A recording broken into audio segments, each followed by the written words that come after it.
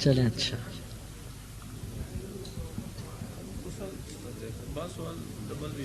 یہاں کافی یہاں تک چل میں دیکھتا جاتا ہوں.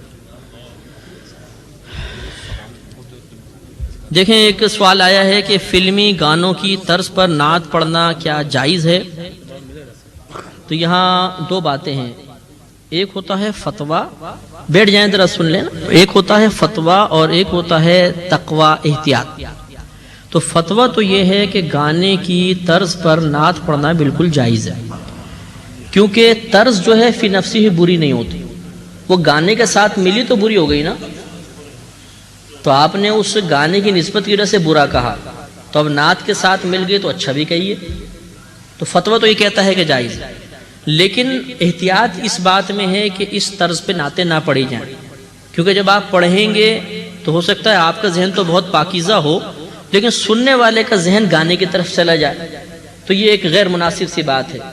دوسرا یہ کہ جب گانے کی طرف ذہن جاتا ہے تو لوگ نعت خان سے بدگمانیاں کرتے ہیں، بعض غیبت بھی کر لیتے ہیں. تو ایسا کوئی بھی کام کرنا جس کی وجہ سے لوگ بدگمانی یا غیبت میں مبتلا ہو جائیں یہ مناسب نہیں ہوتا، تو اس لیے بچنے میں ہی بہتری ہے.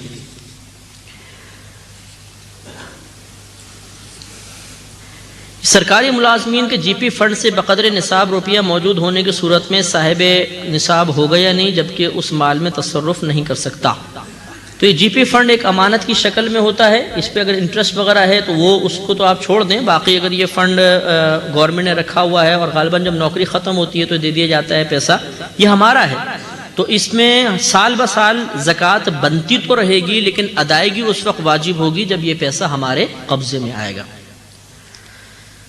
معاذ اللہ یہ لکھا ہے کہ بعض لوگ کہتے ہیں اللہ جھوٹ بول سکتا ہے اور دلیل یہ دیتے ہیں کہ ان اللہ علی کل شیء قدیر، بے شک اللہ ہر چیز پر قادر ہے لہذا اللہ جھوٹ پر بھی قادر ہوگا. لیکن یہ غلط بات ہے. یاد رکھیں کہ جو بھی ناجائز چیزیں ہیں وہ قدرت کے تحت آتی ہی نہیں ہیں. اللہ تعالیٰ ہر چاہت پر قادر ہے نا، تو قدرت کے تحت جو اشیاء آتی ہیں عیوب ان سے خارج، تو اس کی وجہ سے معاذ اللہ قدرت ناقص نہیں ہے بلکہ اس عیب میں ایسا نقص ہے کہ وہ تحت قدرت آنے کی صلاحیت ہی نہیں رکھتا. تو اس لیے معاذ اللہ یہ نہیں کہنا چاہیے. پھر جھوٹی کیوں؟ اگر یہ سلسلہ ہم چلائیں گے تو ہر گناہ کے بارے میں کہہ سکتے ہیں اور معاذ اللہ یہ بہت بڑی بے ادبی ہے. غیر مسلم کے بینک سے منافع لینا کیسا ہے؟ یاد رکھیں اگر کوئی ایسا غیر مسلم کا بینک ہے جس میں مسلمان کا بالکل شیئر نہ ہو، بالکل شیئر نہ ہو، ٹوٹل مینجمنٹ جو ہے وہ غیر مسلموں کی ہے، ورکرز اگرچہ مسلمان ہوں، اس میں مینجمنٹ جو ہے بینک چلانے والی وہ سب کے سب کافر ہیں، تو اس سے جو انٹرسٹ وغیرہ حاصل ہوتا ہے اسے سود کی نیت سے نہیں لے سکتے، مال مباح کی نیت سے لے سکتے ہیں. مال مباح کہتے ہیں اس کو جو نہ گناہ نہ ثواب. تو یہ جو حربی کافر ہوتے ہیں نا، ایک ہوتا ہے ذمی کافر جو مسلمانوں کے ملک میں اگر اسلامی حکومت ہو تو رہنے کا ایک ٹیکس دیتا ہے، اسے ذمی کافر کہتے ہیں. بھائی آپ سب کو ڈسٹرب کر رہے ہیں، ان کو منع کر رہے ہیں، آپ ڈسٹرب کر رہے ہیں سب، نہ آپ سوال سن رہے ہیں کیونکہ آپ کو دلچسپی نہیں ہوگی. اچھا ذمی کافر کسے کہتے ہیں بتائیں؟ نہیں ایسا نہیں کریں. تو ذمی کافر وہ ہوتا ہے جو حکومت اسلامی میں رہنے کا ٹیکس دیتا ہے، اس کو ذمی کہتے ہیں. اس کے علاوہ سب حربی کافر ہیں، اور حربی کافر سے سودی معاملہ کرنا جائز ہے، یعنی اس سے سود آپ لے سکتے ہیں لیکن سود کی نیت سے نہیں، بلکہ کیا اس کا مال مباح شریعت نے کیا ہے وہ لے سکتے ہیں. تو سود کی حرمت بھی شریعت کی بتا رہی ہے اور حربی کافر کا مال مباح ہے یہ بھی شریعت کی بتا رہی ہے. لہذا یہ نہیں کہ ہمارا تقوی شریعت کے مقابلے میں آ جائے جی سود کیسے جائز ہو سکتا ہے، کیونکہ یہ بھی تو شریعت نے بتایا ہے نا. تو نبی کریم صلی اللہ علیہ وسلم نے حربی کفار کے ساتھ سوائے دھوکے کے ہر فعل جائز قرار دیا ہے. دھوکہ نہیں کر سکتے، باقی جس طرح ان کا مال حاصل ہو حاصل کر سکتے ہیں بشرطے کہ باعث فتنہ نہ ہو. اب ایسا نہیں کسی کرسچن کی جا کے جیب کاٹ لیں یا گھر میں چوری کر لیں، نہیں معاذ اللہ، یہ کیونکہ باعث فتنہ ہے. تو مثلا جنگ ہوئی کوئی، اس میں کفار کا مال ہاتھ لگ گیا، مال مباح.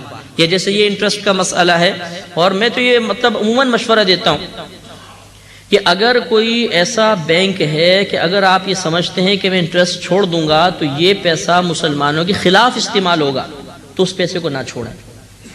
جب دو ضرر جمع ہو جائیں، یہ شرعی قاعدہ ہے، دو نقصان دو ضرر جمع ہو جائیں تو کم نقصان کو اختیار کر لینا چاہیے۔ اب سود لینا گناہ اور سود کو چھوڑ دیں اور وہ مسلمانوں کے خلاف استعمال ہو، یہ بھی ایک ضرر والی شے ہے۔ ان دونوں میں دیکھ لیں کہ زیادہ خطرناک کون سی شے ہے، مسلمانوں کے خلاف پیسے کا استعمال ہونا۔ تو بس بڑے کو چھوڑ دیں، چھوٹے کو اختیار کر لیں، لے لیں اور لینے کے بعد بغیر ثواب کی نیت کے کسی مسلمان کو دے دیں تو یہ جائز ہوگا۔ اس صورت میں جب اس پیسے کا استعمال مسلمانوں کے خلاف یقینی ہو، اور اسے ہمارے یہاں کے بینک کے مسلمانوں کے ان میں تو پیسہ وہ سود میں لگا دیں گے، مسلمان کے خلاف استعمال نہیں ہوتا، تو اس کا لینا ہمارے لیے جائز نہیں ہوگا، اس کو چھوڑنا ہوگا۔ اولاد میں وقفے کے بارے میں کیا حکم ہے؟ تو یہ شرعاً جائز ہے، اس میں کوئی حرج نہیں ہوتا، لیکن بشرطے کہ نیت درست ہو۔ اگر تو اس نیت کے ساتھ کوئی وقفہ کرنا چاہتا ہے کہ ہم کھلائیں گے پلائیں گے کہاں سے، رزق کی تنگی کا خوف ہے، تو یہ حرام اور گناہ کبیرہ ہے، کیونکہ رزق کا ذمہ اللہ نے لیا ہے۔ اور بعض اوقات ایسی کچھ فزیکل پرابلمز ہوتی ہیں کہ اگر بچہ پیدا ہوگا تو ایک پہلی چھوٹا بچہ ہے اور ہو جائے گا تو دودھ پلانے میں دقت ہوگی، تربیت میں دقت ہوگی، یا آپریشن سے بچہ پیدا ہوا ہے فوراً اور ہو گیا تو عورت کو مرنے کا یا بچے کے ہلاک ہونے کا اندیشہ ہوتا ہے۔ یہ تمام ایسی صورتیں ہیں جس میں انسان وقفہ وغیرہ کروا سکتا ہے، شرعاً اس میں کوئی حرج نہیں ہے۔ ہاں، تنگی رزق اگر بنائیں گے تو پھر وہ گناہگار ہوں گے، وہ نہیں ہونا چاہیے۔ ماں کی دعا میں اثر زیادہ ہے یہ یتیم کی بد دعا میں؟ کبھی تول کے دیکھا نہیں، ویسے نہ کبھی اس کا اندازہ ہوا، تو اس قسم کے سوالات یہ کوئی فقہی سوال نہیں ہے، یہ تو اللہ ہی بہتر جانتا ہے۔ جو خلوص سے کرے گا وہ مقبول ہوگا۔ بد دعا ٹائٹ دے دی اس نے اور بڑے دکھی دل کے ساتھ دی ہے تو وہ ہو جائے گی، اور بعض وقت ماں اوپری زبان سے دل سے دعا دے رہی ہوتی ہے، دل سے نہیں دیتی ہے تو وہ پھر نامقبول ہوگی۔ تو یہ اصل میں قلب کا معاملہ ہے۔ مووی بنانا اعلی حضرت کے نزدیک کیسا ہے؟ اس زمانے میں تو مووی تھی نہیں، کیمرہ ایجاد نہیں ہوا تھا، عکسی کیمرہ تو تھا، مووی والا نہیں تھا۔ علماء کرام کا کیا فتویٰ ہے؟ تو بہرحال علماء نے تو اس میں دو گروپ ہیں، بعض عدم جواز کے قائل ہیں، بعض جواز کے ہیں، اور میں جواز کا قائل ہوں، میرے پاس دلائل ہیں۔ اس لیے کہ میں نے وہی عرض کی کہ تقویٰ وہیں پر تقویٰ ہوتا ہے جب وہ شریعت سے نہ ٹکرائے۔ شریعت تصویر کو منع کیا ہے، اور تصویر کہتے ہیں عکس ساکت کو، ایسا عکس جو ساکت ہو۔ ابھی جیسے مووی بن رہی ہے مثلا، اس کی ٹیپ آپ نکال کر دیکھنا، ٹیپ پر آپ کو نیگیٹو کی طرح جیسے ایک تصویر ہوتی ہے وہ نظر نہیں آئے گی، کیونکہ اس میں جتنا بھی یہ جو میری مطلب جو بھی اس میں جمع ہو رہی ہے، آپ کی مووی جمع ہو رہی ہے، یہ ڈیٹا کی شکل میں، ریز اس کو کہتے ہیں، ریز۔ اگر آپ کمپیوٹر یوز کرتے ہیں تو اس کی ہارڈ ڈسک کے اندر جو ڈیٹا آتا ہے وہ ریز کی شکل میں آتا ہے، سمجھ آ گئی نا آپ کو؟ تو یہ ریز ہیں اصل میں، اگر آپ اس کو نکال کر دیکھیں گے تو آپ کو کوئی تصویر نظر نہیں آئے گی، اور جب آپ اس کو چلائیں گے VCR وغیرہ پر تو وہ متحرک ہوگی، تصویر نہیں ہوگی۔ تو اس لیے یہ بالکل جائز ہے۔ اس طرح آپ کے موبائل فون کے اندر جو آپ یہ تصویر کھینچتے ہیں، یہ بھی ریز کی شکل کے اندر ڈیٹا فکس ہوتا ہے اس میں۔ جیسے آپ یہ ٹیلی فون کے نمبر جو ہیں اس میں فیڈ کرتے ہیں موبائل میں، تو یہ ریز کی شکل میں، ایسا نہیں کہ آپ اس کی وہ چپ نکال کر دیکھیں گے تو اس میں کوئی نمبر لکھے ہوئے نظر آئیں گے، ریز ہیں۔ تو ریز تصویر کی شکل میں نہیں ہوتے، لہذا بالکل جائز ہے تصویر کھینچنا۔ ہاں، اگر آپ اس کو اسکین کر کے کس طرح کمپیوٹر میں لے جائیں پھر اس کا پرنٹ نکالیں گے تو وہ عکس ساکت ہے، وہ حرام ہو جائے گا۔ تو اس لیے یہ ویڈیو بھی جائز ہے اور یہ بھی جائز ہے۔ ایک بڑے عالم ہے انڈیا کے نام نہیں لیتا ہوں، وہ آئے ہوئے تھے لاہور، میں ان دنوں پڑھ رہا تھا، درس نظامی کر رہا تھا، تو ایسے ان سے گفتگو ہوئی۔ میں نے کہا حضور یہ ویڈیو کے بارے میں آپ کا کیا خیال ہے؟ کہنے کہ منع ہے۔ میں نے کہا کیوں؟ کہنے کہ اس میں تصویر آتی ہے۔ میں نے کہا ٹیپ پہ نظر تو آتی نہیں۔ کہا کہ سب تو ہوتی ہے، تبھی تو VCR سے آگے چلتی ہے۔ تو میں نے کہا سب تو ہوتی ہے لیکن پوشیدہ ہوتی ہے، تو حکم بدلے گا۔ جیسے یہ فقہا نے لکھا کہ کمرے میں تصویر ہو، اس پہ آپ کپڑا ڈال کے نماز پڑھیں، جائز ہے، کپڑا ہٹا دے تو نماز مکروہ تحریمی ہے۔ معلوم ہے کہ تصویر موجود ہے لیکن اس کو نظر نہ آئے تو حکم بدلنا چاہیے، تو وہ خاموش ہو گئے۔ تو یہ مطلب الحمدللہ میرا دل اس پہ مطمئن ہے کہ ویڈیو جائز ہے، لیکن وہی کہ جائز چیز کی جائز، ناجائز کی ناجائز۔ مرد عورتوں کی بنائے گا حرام، کیونکہ نامحرم کو دیکھنا حرام ہے۔ عورت مردوں کی بنائے گی تو یہ بھی ممنوع ہوگا۔ مرد مرد کی بنائے، عورت عورتوں کی بنائے تو بالکل جائز ہے۔ ہاں، کوئی احتیاط کرنا چاہے اپنے دلائل کے ساتھ تو اس کو ہم مورد الزام نہیں ٹھہرائیں گے، تم کیوں نہیں کر رہے ہو، اس کی مرضی ہے۔ اور الحمدللہ اب تو مطلب ایک سے جواز کا فتویٰ دعوت اسلامی کی طرف سے بھی آ چکا ہے، اور شاید آپ کو یاد ہو کہ 1 یا 2 اجتماع پہلے کیو چینل اور جیو والوں کی طرف سے باقاعدہ ٹیم کو بلایا گیا تھا اور سالانہ اجتماع کی باقاعدہ مووی بنی تھی، شاید آپ کے نالج میں نہیں ہوگا تو اب آپ کے آ جائے گا انشاءاللہ۔ اور الحمدللہ یہ تو آپ ایکسیپٹ کریں گے کہ میڈیا اس وقت جو کام کر رہا ہے وہ افراد کے بس کی بات نہیں جتنی تیزی سے وہ کام کر رہا ہے.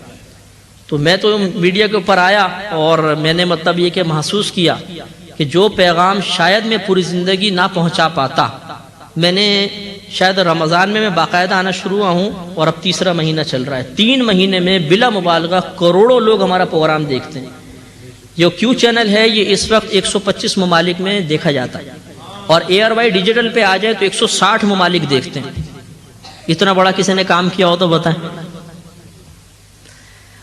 کر رہے ہیں لوگ. میں اپنی بات کر رہا ہوں کہ میں پہلے فردن کتنا کے پاس پہنچ جاؤں، لیکن اب میڈیا ایک بڑا تیز رفتار مطلب ذریعہ ہے اپنی بات کو پہنچانے کا. اور الحمدللہ یہ اللہ کی بڑی کرم نوازی ہے کہ میرے پاس تو ویسی فقہ کا موضوع ہے. میں احکام شریعت پروگرام کرتا ہوں.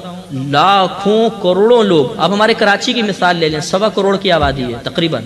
یہ بھی کئی سال پہلے کی بات کر رہا ہوں. 1.25 کروڑ.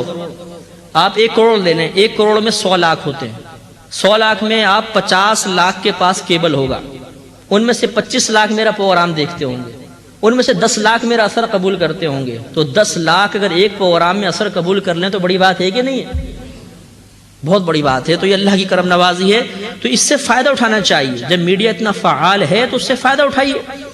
اب بات مطلب یہ کہ وہ نہیں جی میڈیا پہ خرابی خرافات بہت زیادہ ہوتی ہیں، تو کس نے کہا بھائی خرافات دیکھیں؟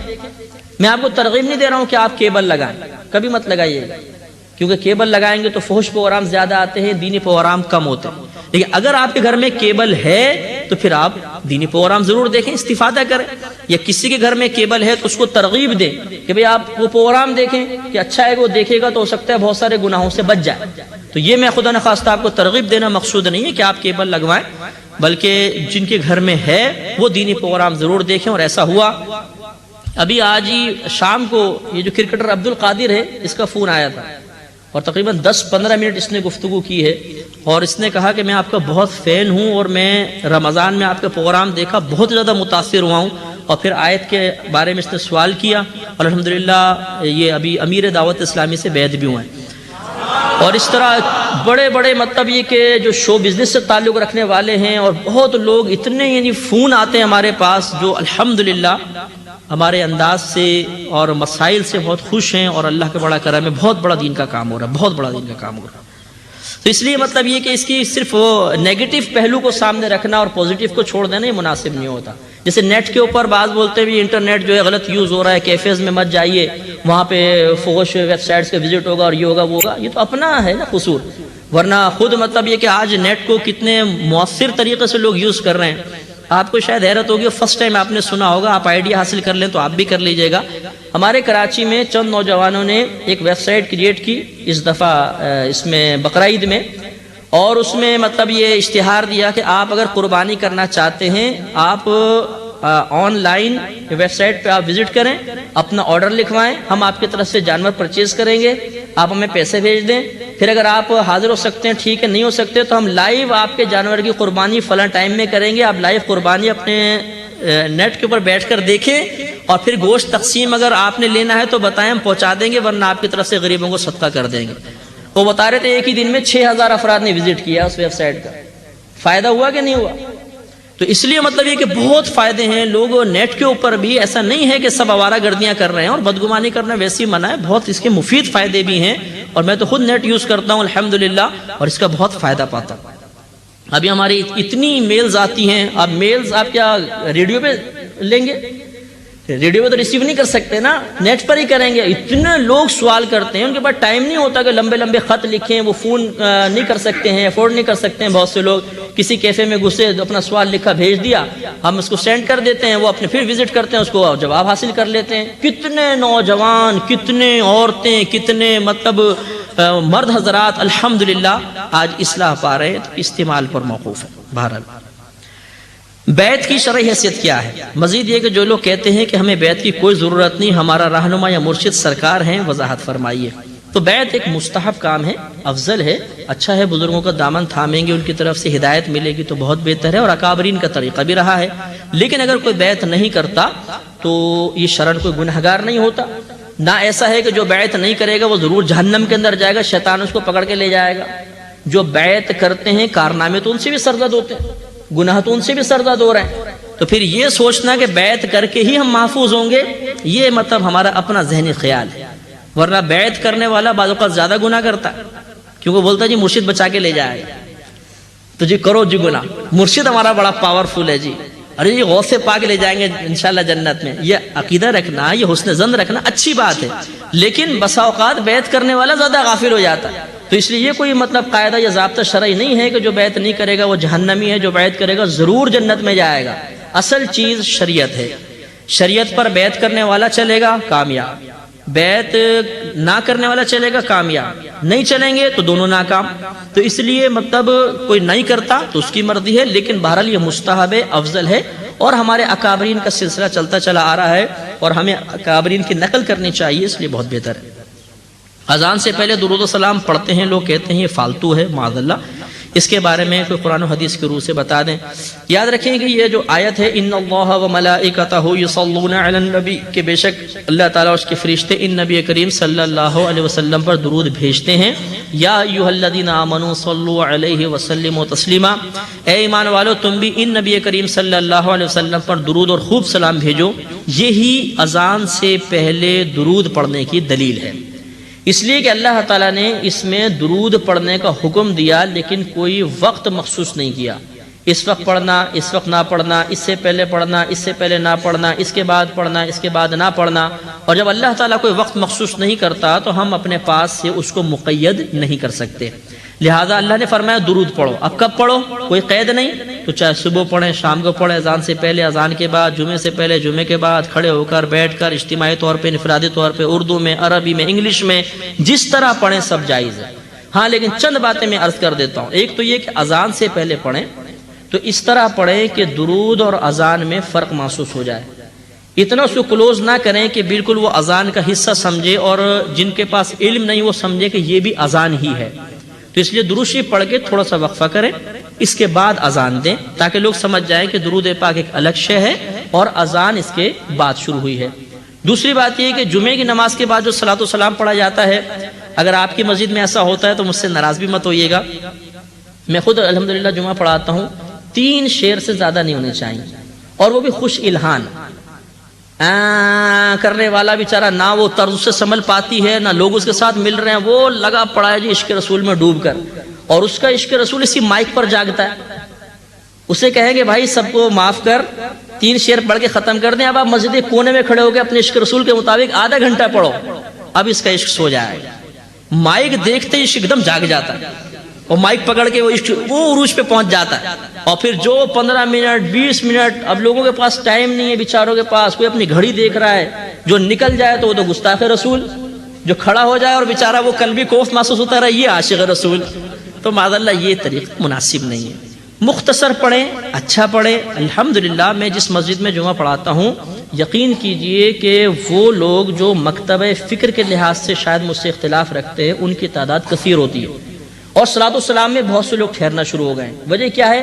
خوش الہان نعت خوان اور 2 سے 3 شعر بس۔ اور بعض مساجد میں تو دیکھا ہے کہ پہلے ایک پکڑ لے گا، وہ تبازمائی سے فارغ ہوگا تو دوسرا تجربے کی بھیڑ چڑھائے گا، پھر تیسرا اپنی خواہش پوری کرے گا، اتنے میں لوگ بیچارے انتہائی پریشان ہو جاتے ہیں۔ تو یہ مناسب نہیں ہے، پھر لوگ چلے جاتے ہیں، بور ہو جاتے ہیں، تو یہ کوفت میں مبتلا کرنا مناسب نہیں۔ تو میں اسی لیے پہلے معذرت کر لی تھی کہ برا بھی محسوس مت کیجیے گا، مختصر اچھا ہو تو انشاءاللہ لوگ شوق ذوق میں ٹھہریں گے اور کثیر تعداد ہو جائے گی، پھر انشاءاللہ آہستہ آہستہ ذوق محسوس ہو تو اس کو طوالت دیں، ورنہ اکثر ہم ہی بھگاتے ہیں لوگوں کو۔ نہیں، صحابہ کے زمانے میں اس طرح کھڑے ہو کر باقاعدہ جمعے کی نماز کے بعد اذان کے ساتھ بھی صحابہ کے زمانے میں نہیں تھا، لیکن یہ ضابطہ بھی نہیں ہے کہ صحابہ کے زمانے میں کوئی کام ہوگا تو ہم اسے کریں گے ورنہ نہیں۔ صحابہ کے زمانے میں بریانی بھی تو نہیں تھی، کبھی مرغی کے ران کھاتے ہوئے سوچا ہے کہ صحابہ کرام نے کھائی تھی؟ وہ تو کھانے کے بعد بولتے ہیں جی اذان سے پہلے صحابہ نے نہیں کیا، یہ غلط ہے۔ تو یہ بریانی کھاتے ہوئے کیوں نہیں سوچا؟ فالودہ کھاتے ہوئے کیوں نہیں سوچا؟ کبھی اگلو آئس کریم کھائی تھی صحابہ کرام نے؟ وہ تو آپ پیٹ بھر کے کھا جاتے ہیں، کیوں؟ تو یہ خالی مطلب دوغلی پالیسی جو ہے ہمارے لیے عقائد کے اعتبار سے یہ قطعاً غیر مناسب ہے۔ قبر پکی کرنا یعنی مزارات بنانا کیسا ہے جبکہ حدیث میں قبر پکی کرنے کی ممانعت ہے؟ تو قبر دیکھیں پکی کرنا دو طرح ہوتا ہے، ایک تو میت سے متصل دیوار کو اندر سے پکا کرنا، یہ منع ہے اور اسی کی حدیث میں ممانعت ہے، اور ایک ہے کہ اوپر سے پکا کرنا، تو اوپر سے پکا کرنے کی حدیث میں ممانعت نہیں ہے، وہ جائز ہے بشرطے کہ آپ ضرورت سے زیادہ جگہ نہ گھیریں، کیونکہ قبرستان وقف ہوتے ہیں اور وقف جگہ پر سب کا حق ہوتا ہے، تو ہم اس جگہ کو زیادہ گھیر نہیں سکتے ہیں۔ تو اتنی سی وہ قبر ہے اور اتنی چوڑی اس کے ساتھ میں سیمنٹ کی وہ منڈیر بنا دی، تو لازم بات ہے دوسروں کا حق سلب کر لیا، یہ گناہ ہے۔ تو اگر چھوٹی سی اسی کے اوپر جتنی قبر ہے ایک ہم پکی کر لیں تو اس میں شرم کوئی حرج نہیں ہوتا، حفاظت کی نیت سے ہو، بالکل صحیح ہے۔ نیز چادریں چڑھانے کے بارے میں بتائیں کہ قبر پہ چادریں چڑھانا، ذرا توجہ فرمائیے، قبر پر چادر چڑھانا کوئی عبادت نہیں ہے، یاد رکھیں۔ پہلے زمانے میں ایسا ہوتا تھا کہ صاحب قبر کی قبر کو بے حرمتی سے بچانے کے لیے بزرگان دین نے ایک چادر ڈالنے کی اجازت مرحمت فرمائی، تو فرق ہو گیا کہ عام مومنین کی قبر پہ چادر نہیں ہوتی تھی، ولی کی قبر پہ چادر ہے تو فرق ہو جاتا تھا، لوگ ذرا تعظیم زیادہ کرتے تھے، بے حرمتی سے بچتے تھے۔ اور اگر ایک سے زیادہ چادر ڈال دی جاتی تھی تو وہ ایسی چادریں ہوتی تھیں کہ نیت یہ ہوتی تھی کہ ہم یہ چادر ڈالیں گے، اب اس کے بعد جو متولی ہے یا مجاور ہے وہ اس چادر کو ہماری طرف سے غریبوں کو صدقہ کر دے گا، اور ایسی ہوتا تھا صدقہ کر دیا جاتا تھا۔ اب یہ جو بیسک کانسیپٹس تھے یہ نکل گئے، اب کیا ہے وہ ایک رسم بن گئی۔ اب اتنی باریک باریک چادریں جو کسی کا لباس نہیں بن سکتی، اور ان پہ پوری پوری آیت الکرسی، اور وہ بھی چمکی کے ساتھ کہ جیسے یوں چادر اوڑھتے وہ پورا منہ چمکی سے بھر جاتا ہے، اب اس پہ وضو بھی نہیں ہو سکتا، اور وہ مطلب ایک چادر، دو چادر، 3 سینکڑوں چادریں، اور ہم سمجھتے ہیں چادر چڑھانا عبادت ہے، یہ کوئی عبادت نہیں ہے۔ اگر آپ چادر چڑھانا چاہیں تو بغیر لکھی ہوئی اور ذرا موٹی سی چادر، اتنی کوئی غریب کوئی سردی سے بچ تو سکے، وہ ڈالیں اور یہ نیت کریں کہ ابھی کسی غریب کو صدقہ کر دیں ان بزرگ کے سال ثواب کے لیے، یہ جائز ہے۔ لیکن خامخواہ چادر ڈالنا قبروں کے اوپر بہت زیادہ، یہ کوئی شرعی طریقہ نہیں ہے۔ تو ہمیں اس راہ اعتدال کو اختیار کرنا چاہیے۔ ہم بعض اوقات بہت زیادہ غلط حرکتیں کر دیتے ہیں جس سے لوگوں کو اعتراض کا موقع ملتا ہے۔ قبر کے سامنے نماز پڑھنے کے بارے میں بتائیں۔ اگر تو قبر بالکل سامنے ہے، درمیان میں کچھ بھی حائل نہیں، تو یہ نماز مکروہ تحریمی ہوگی، اور اگر درمیان میں دیوار وغیرہ ہے تو یہ سترہ آ گیا، سترہ رکاوٹ کو کہتے ہیں، اور اب چونکہ براہ راست قبر کو سجدہ نہیں ہو رہا تو اب سجدہ کرنا نماز پڑھنے میں حرج نہیں ہوتی۔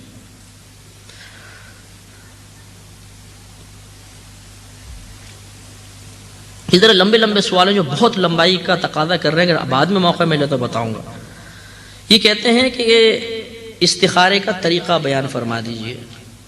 یہ 2 رکعت نماز پڑھیں اور اس کے بعد استخارے کی دعا ہوتی ہے، یا آپ دعا نہ بھی پڑھ سکیں، بس اتنا کریں کہ اللہ تعالیٰ تو مجھے خواب میں درست معاملے کی طرف رہنمائی فرما دے، یہ کرنے کے بعد آپ سو جائیں تو خواب میں اشارہ ہو جاتا ہے، بعض اوقات الہام ہوتا ہے، اور بسا اوقات سبزی نظر آتی ہے، سبز رنگ نظر آتا ہے، یہ اس بات کی علامت ہے کہ اس کام میں خیر ہے، اور اگر سرخ نظر آئے یا کچھ بھی نظر نہ آئے تو پھر اس کو نہ کریں کام کو۔ یہ 1 رات 2 رات 3 7 راتوں تک کرنے کا حکم ہوتا ہے کہ 7 راتوں تک اس طرح کریں تو 7 راتوں میں اشارہ الحمدللہ ہو جاتا ہے۔ اور حضرت جابر رضی اللہ تعالیٰ عنہ کی روایت ہے کہ سرکار ہمیں استخارہ بالکل ایسے سکھاتے تھے جیسے قرآن کی کوئی آیت سکھاتے تھے، لیکن استخارہ سے جو اشارہ ملے گا وہ ظنی ہے، قطعی نہیں ہے۔ سمجھ آگے نہیں آ گیا؟ یعنی مطلب یہ کہ میں نے استخارہ کیا ایک کاروبار کے بارے میں یہ کروں یا نہ کروں، اس میں میرے لیے بہتری ہے یا نہیں ہے۔ اب میں نے نماز پڑھی، اللہ کی بارگاہ میں التجا کی، سو گیا، اور مجھے اشارہ ملا کہ یہ کاروبار نہ کرو، مثلا میں اٹھا اور میں نے وہ کاروبار کر لیا تو میں گناہگار نہیں ہوں گا، کیونکہ وہ قطعی نہیں ہے، ظنی ہو سکتا ہے کہ میرا اشارہ سمجھنے میں غلطی ہوئی ہو، تو اس لیے یہ ظنی شے ہوتی ہے۔ یہ صرف ایک یعنی نیک شگونی حاصل کرنے کے لیے یا اطمینان قلب کے لیے ہمارے نبی نے تعلیم فرمائی، نہ یہ کہ اس سے جو علم حاصل ہوگا بالکل قطعی اور یقینی ہوگا اور اس کے خلاف کرنا گناہ ہو جائے گا، ایسی بات نہیں ہے۔ کیوں ٹی وی پر جو استخارے کا پروگرام آتا ہے اس کے بارے میں وضاحت فرمائیں، کیونکہ وہاں کال کرنے والے کی بات ختم ہوتی ہے اور استخارے کے ذریعے جواب اسی وقت دے دیا جاتا ہے۔ تو وہ مطلب تسبیح کے ذریعے استخارہ کرتے ہیں غالباً، کہ وہ تسبیح ہاتھ میں لے کر آپ بھی کر سکتے ہیں، اس کو بالکل ساکت کر دیں، اوپر کا پھندنا یوں پکڑ دیں، پھر آپ یوں پڑھیں الحمدللہ رب العالمین الرحمن الرحیم مالک یوم الدین ایاک نعبد و ایاک نستعین اہدنا الصراط المستقیم، اہدنا الصراط المستقیم، یعنی اہدنا الصراط المستقیم کی آپ کو تکرار کرنی ہے۔ اس کا مطلب ہوتا ہے اللہ تعالیٰ مجھے سیدھے راستے کی طرف رہنمائی فرما۔ بس یہ پڑھتے رہیں پڑھتے رہیں پڑھتے رہیں، تو اگر تسبیح یوں ہلے آگے پیچھے تو وہ ہاں ہے، اور یوں ہلے تو نہ ہے۔ لیکن یہ یاد رکھیں کہ یہ ہمیشہ، یہ عموماً جو ہوتی ہے نا، یہ ہماری مرضی کے تابع ہلتی ہے۔ ہم یوں کہتے ہیں آگے کو ہو جائے تو آگے ہوتی ہے، یوں کہتے ہیں یوں ہو جائے تو یوں ہو جاتی ہے۔ اس لیے یہ بھی مطلب بس ایسے ہی ہے، اللہ تعالیٰ کرم فرمائے ہمارے حال پر۔ اب وہاں تو میڈیا کی ضرورت ہے کہ وہاں کے لمبے لمبے استخارے پورے رات کے ہوں، تو ہزاروں لوگ مطلب یہ کہ کال کرتے ہیں، ہزاروں تو نہیں، ایک پروگرام میں چلیں 10 12 15 بھی آئیں تو 15 راتیں تو یہ ہوئیں، تو جو کروڑوں لوگ بیٹھے ہوئے ہیں بیچارے ان کا کب ہوگا استخارہ؟ تو پھر وہ یہ اس طریقے سے کر لیتے ہیں۔ تو رات میں آپ اشارہ حاصل کریں، یہ بھی ظنی ہے، تسبیح سے بھی ظنی ہے، اس لیے وہ مطلب اس سے فائدہ اٹھا کے کر لیتے ہیں۔ کیا نبی کریم کا گستاخ بھی جنت میں جائے گا؟ یاد رکھیں کہ یہ جو کہا جاتا ہے کہ گستاخ رسول کی توبہ مقبول نہیں، اس کا مفہوم اچھی طرح سمجھ لیں۔ اس کا مطلب یہ ہے کہ اگر کوئی گستاخی رسول کا مرتکب ہوگا تو حاکم اسلام اس کو معافی نہیں دے گا، قتل ضرور کرے گا۔ یہ مطلب ہے کہ اس کی توبہ قبول نہیں کا کیا مطلب؟ کہ اس کو ضرور قتل کیا جائے گا، چاہے یہ اللہ کی بارگاہ میں توبہ کر لے۔ یہ دنیاوی حکم کے اعتبار سے، اور اخروی حکم کے اعتبار سے یہ ہے کہ اگر کسی سے گستاخ رسول سرزد ہوئی اور وہ سچے دل سے تائب ہو گیا اور اس نے بعد میں اپنے اعمال کی اصلاح کر لی، بعد میں کوئی وہ گستاخی کا مرتکب نہیں ہوا، تو وہ مومن ہے، انشاءاللہ اللہ کی رحمت سے داخل جنت ہو جائے گا۔ تو گستاخی رسول کا ارتکاب کرنے والا قطعی جہنمی ہو گیا، ایسا معاملہ نہیں ہے۔ اگر وہ توبہ کرنے میں کامیاب ہو جائے گا تو دنیا میں تو اس کی توبہ کو ہم مقبول نہیں مانیں گے، نہیں میں تمہیں قتل ہی کرنا ہوگا چاہے تم نے توبہ کر لی، اور اخروی معاملے کے اندر یہ حسن ظنی رکھیں گے کہ اللہ تعالیٰ اس کو معاف فرما دے گا۔ کیا ہم 12 اماموں کے نام کے ساتھ علیہ السلام کہہ سکتے ہیں؟ جی ہاں، کہہ تو سکتے ہیں، کیونکہ علیہ السلام کا مطلب ہوتا ہے اس پر سلامتی نازل ہو، تو یہ دعا ہے۔ لیکن چونکہ ہمارے عرف میں علیہ السلام کا لفظ نبیوں کے لیے استعمال کیا جاتا ہے، تو بہتر یہ ہے کہ نہ کہیں، تاکہ سننے والے کو یہ شبہ نہ ہو کہ شاید ہم ان کو نبی تسلیم کر رہے ہیں، اس لیے ان کے ساتھ رحمت اللہ علیہ کہنا چاہیے۔ بہرحال کوئی علیہ السلام کہے گا تو ہم یہ نہیں کہیں گے وہ گناہگار ہوا یا غلط کہہ رہا ہے، کہہ تو یہ بھی صحیح رہا ہے، بہتر یہ تھا کہ نہ کہتا، کیونکہ لوگوں کا ذہن پھر اس طرف چلا جائے گا، بدگمانی کریں گے۔ مسجد نبوی کی چھت پر نماز پڑھنا کیسا ہے؟ کوئی بھی مسجد ہو بلا ضرورت اس کی چھت پر چڑھنا مکروہ ہوتا ہے، اور اگر پبلک زیادہ ہو گئی، رش زیادہ ہے، نیچے جگہ نہیں رہی، تو مسجد پر پھر چھت پر نماز پڑھنا بلا کراہت جائز ہے۔ تو اسی طرح مسجد نبوی کی چھت پر بھی نماز پڑھنا بلا کراہت جائز ہے۔ کسی کی تصانیف یا کیسٹ ریکارڈنگ غالباً بغیر اجازت لکھنا چاہ رہے ہیں، یہ بعد لکھ دیا، بغیر اجازت تیار کر کے آنے والا آمدن کیا جائز ہے؟ مثلا آپ کی کتاب یا اس پروگرام کی ریکارڈنگ۔ شاید یہ پوچھنا چاہ رہے ہیں بھی کسی کی کتاب بغیر پوچھے چھاپ کے ہم نوٹ کمائیں یا کیسٹیں فروخت کرے کمائیں تو کیا حکم ہوگا؟ تو اس میں مسئلہ یہ ہوتا ہے کہ پاکستانی قانون کے مطابق اگر حقوق محفوظ کروا لیے گئے ہیں تو کسی کی کتاب آپ چھاپ نہیں سکتے ہیں پاکستانی قانون کے مطابق۔ یہی سی ڈیز اور کیسٹس کا ہوتا ہے کہ اگر مطلب اس کے رائٹس محفوظ کر لیے گئے ہیں تو ہم اس میں تصرف بیجا نہیں کر سکتے ہیں، شرعاً اجازت ہے، لیکن یہ قاعدہ اور ضابطہ ہوتا ہے کہ جو چیز ملکی قانون کی نظر میں قابل گریفت ہے اس سے بچنا واجب ہے، یعنی اس کا ارتکاب کرنا منع ہوتا ہے۔ اعلیٰ حضرت نے یہ مسئلہ لکھا ہے، تو چنانچہ چونکہ ملکی قانون کے مطابق یہ قصور ہے، یہ خطا ہے، اس پہ گرفت ہوتی ہے، لہذا ایسا نہ کریں تو بہتر ہے۔ نماز میں سجدہ سہو ہو گیا مگر بھول کی وجہ سے ادا ہونے سے رہ گیا اور 2-4 گھنٹے کے بعد یاد آیا، تو اب اس پہ نماز دوبارہ پڑھنی ہوگی، یعنی زندگی بھر میں جب کبھی آپ کو یاد آئے کہ آپ مطلب فوراً اسی وقت میں پڑھنا ضروری نہیں ہوتا، چونکہ آپ نے سجدہ سہو نہیں کیا تو نماز مکروہ تحریمی ہوئی، اور اس مکروہ تحریمی نماز کو پوری زندگی میں جب کبھی آپ کو موقع ملے ادا کر لیجیے گا۔ جو لوگ نعت خوان حضرات پر نوٹ نچاور کرتے ہیں، نچھاور نہیں لکھا، نچاور کرتے ہیں، پشتو میں لکھا ہوگا شاید، کیا یہ جائز ہے یا کہ نہیں؟ جبکہ اس پر تصویر بھی ہوتی ہے۔ اعلیٰ حضرت کے مسئلے کے مطابق وضاحت فرمائیں، اس طرح مسجد کے ممبر و محراب تصاویر سے بھر جاتے ہیں۔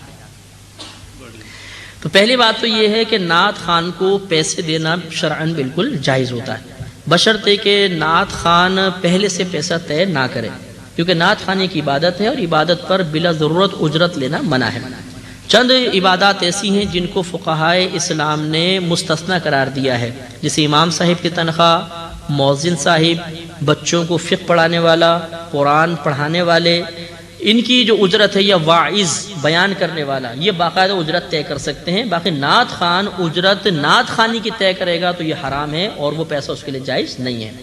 اس کے جواز کی صورت یہ ہے کہ نعت خوان وقت کے پیسے طے کرے۔ یہ میں جواز بھی بتا دیتا ہوں کہ وہ نعت خوان بیٹھا ہوا پیچ و تاب کھائے گا، یہ آج مفتی صاحب مروا کے چلے گئے۔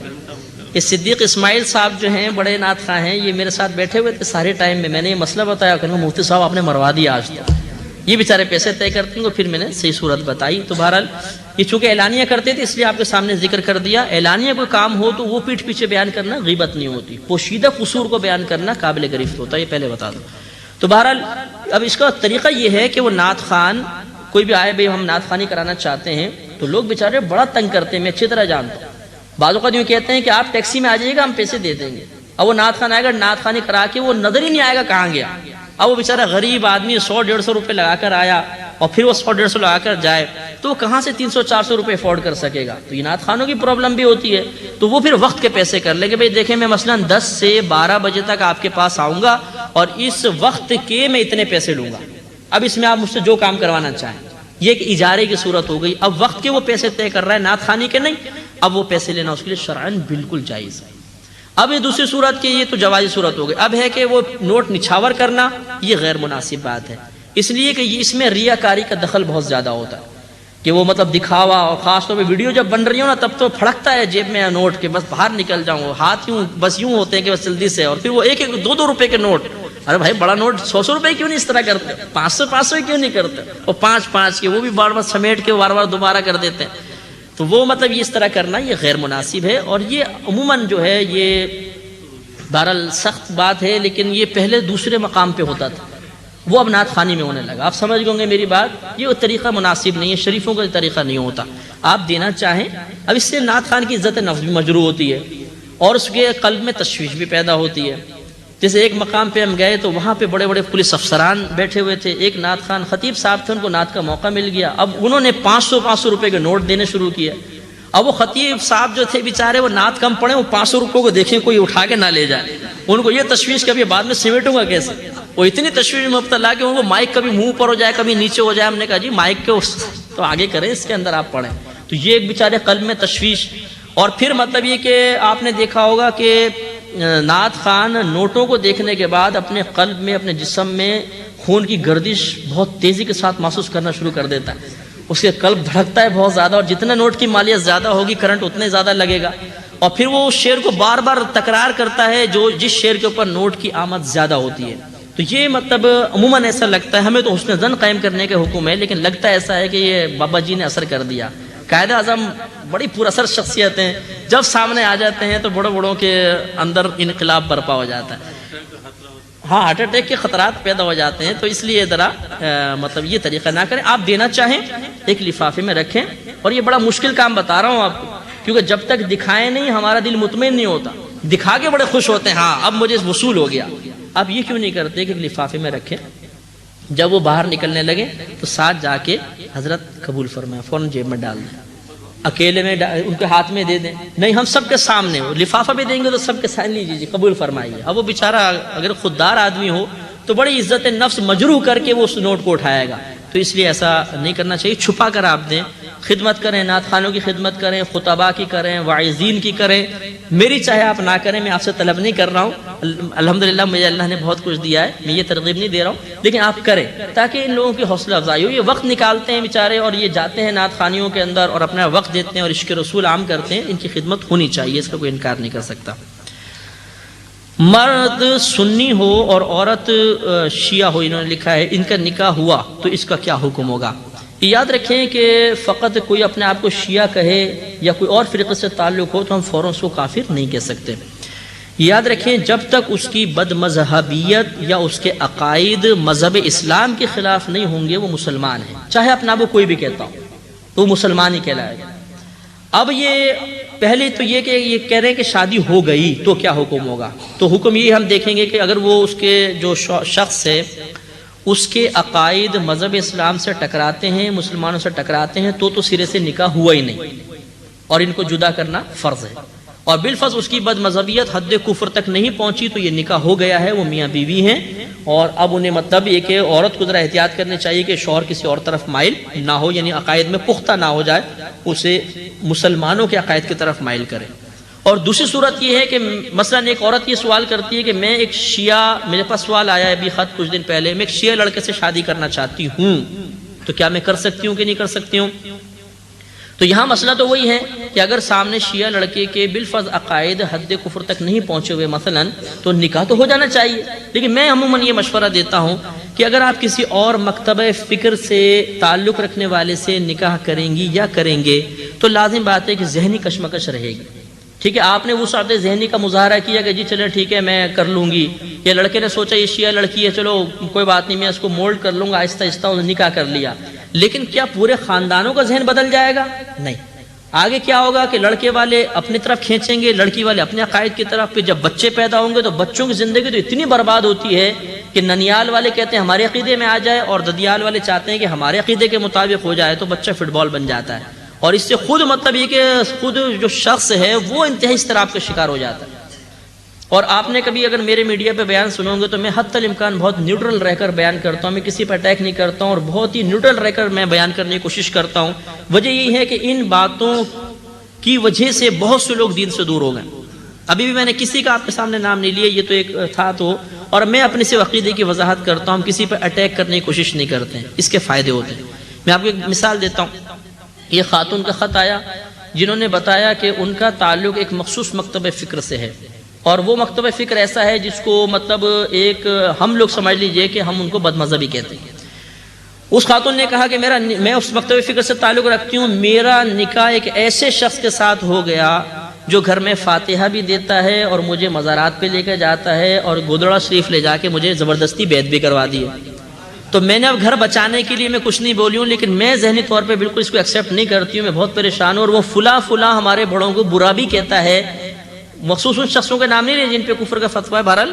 تو اب آپ مجھے بتائیں میں کیا کروں، جو آپ کہیں گے میں ویسا کروں گی۔